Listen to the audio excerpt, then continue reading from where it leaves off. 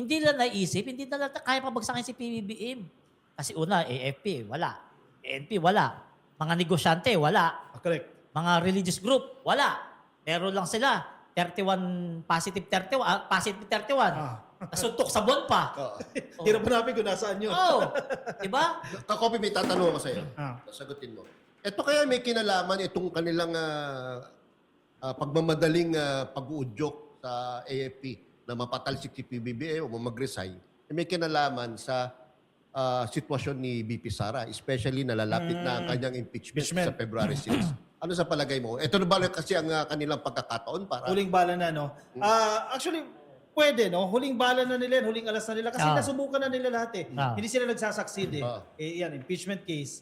Tapos meron pang kaso sa ombudsman. So, wala na silang way para mapatalsik yung presidente. Kasi alam nila, nauusad at uusad at baka makulong pa si Sara Duterte. Correct. At Kung kapag baka nangyari bigyan yun, time, yung chance nila na makabalik sa pwesto, Wala na. Itong mga minions ng mga Duterte ay lalong maglalaho. correct, wala na.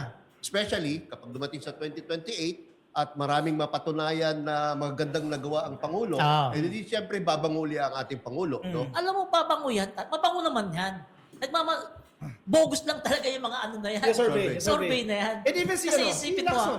kasi Lacson isipin mo, yung presidente na may mga pinakulong ng mga magnanakaw, mabaho pa ba sa amoy ng mga tao yun? Siya nga lang nakagawa niyan. Ikumpara mo yung performance si PBBM ng 3 taon o 4 na taon doon sa 6 years ni Digong. Correct. Walang-wala sa kalingkingan. Tama.